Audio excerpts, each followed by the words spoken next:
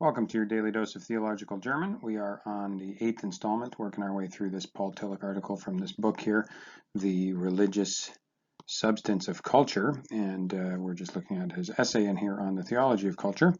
So let's go ahead and get started. So first of all, by way of fair warning, today's episode will be a little bit longer. We're going to be covering something in the second half of this sentence that is famously called the overloaded adjective construction, which is one of the features of German syntax that freaks people out the most when they're learning about it. But once you start encountering it in actual texts, you'll be able to find your way around it fairly easily. But I do want to give a bit of an in-depth explanation of it today because this is the first time we've seen it on the channel. And on the one hand, that should give you some hope that out of 23 sentences so far, we've only had to deal with it once. But on the other hand, hopefully this will also just give you some good refresher on how to deal with this when you do come across it. So let's go ahead and translate the first half of this sentence, and then we'll get into the more complicated second half. The first thing to notice here real quick, this sein is actually a subjunctive form of the sein verb. So normally that would say, if it was just a plural form of sein in the present, it would be sind. And so that elongated vowel actually is a bit of a telltale sign that you're looking at a subjunctive. But really for this verb, it's so irregular, I would just keep a verb paradigm handy and try to, if you don't recognize the form, just look it up that way. So we can then say whatever here because you're dealing with a subjunctive, which kind of makes something less concrete or certain.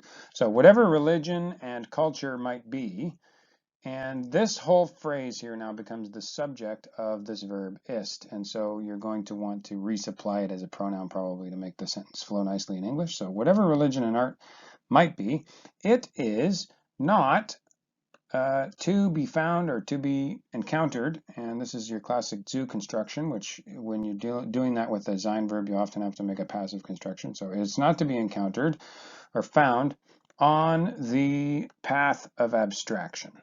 April Wilson points out that with a zu construction like this, you can also just change it. Instead of even using an is verb in English, you can just say cannot be. So cannot be encountered or found on the path of abstraction. Okay, so this is where it's going to start getting complicated. But real quick, this here, z. Now, if you remember your paradigms for pronouns, this could be a plural pronoun or it could be feminine singular. And so you got to figure out which of those things it is. And in this case, you can tell because the verb is a singular verb, and so it's got to be a singular pronoun. And so it's actually not referring to religion and art, it's referring to abstraction or the way of abstraction, okay? So the way of abstraction, it destroys the essential. And then I'm going to just tell you that this next phrase is in apposition to that. The essential, this unpacks it, the concrete forms, and that means the concrete forms of religion and art. So in other words, if you try to make an abstraction of art, you destroy the actual piece of art in the process. Like you set it aside in some fashion. That's what Tillich is saying here. Okay, so the concrete forms. And so we're still dealing with it here. And now look at this. It must, you've got a modal auxiliary, leave. So you take your infinitive down at the end there. So it must leave out of consideration, and then you have this big long object, and this is where we get into the overloaded adjective construction, because if you just try to do this woodenly, look at this, all, still, coming, concretizations. It's a bit awkward. Thankfully, this is a relatively short overloaded adjective construction, and we can work through it with relative ease.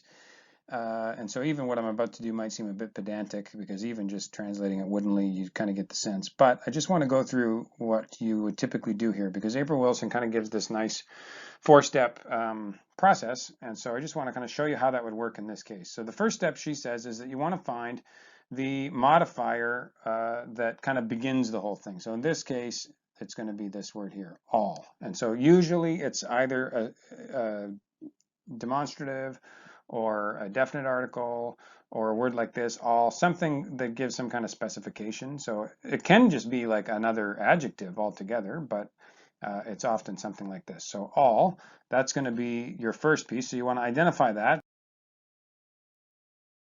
Then she says step 2 is you want to find the noun that's actually being modified. And so you want to look down here. This is obviously a preposition. This is not a noun. So you're going to pick up this one here, concretization. And you're going to Step 3 is you're going to want to find the adjective that is getting the extra load put on it. And April Wilson points out that this typically is done with an adjectival participle. And very often that participle will be in the present tense. And this is one of the few cases where you really see present participles in German. The way German forms participles in the present tense is you take the infinitive of a verb. So here you can see the infinitive verb kommen, and you just add a D to it. So that is your present participle, and it's functioning adjectivally here. So you want to take that as your third step in identifying or sort of parsing out this overloaded adjective construction. Final step, step 4, is now you want to take anything else that modifies that adjective and include it somehow in there. But you can just start to see, so let's actually just start looking at this, okay? So you can just start to see that when you get to this part of the step, right, all concretizations, I mean, that's a phrase you can deal with, right? So you can put that as your subject or object or whatever it needs to be in the sentence pretty easily. So it must leave out of consideration all concretizations. Okay, that makes sense. So now you're just trying to figure out how to put the rest of these pieces back into that expression, all concretizations, and you load it up somehow. So all concretizations that are coming, okay?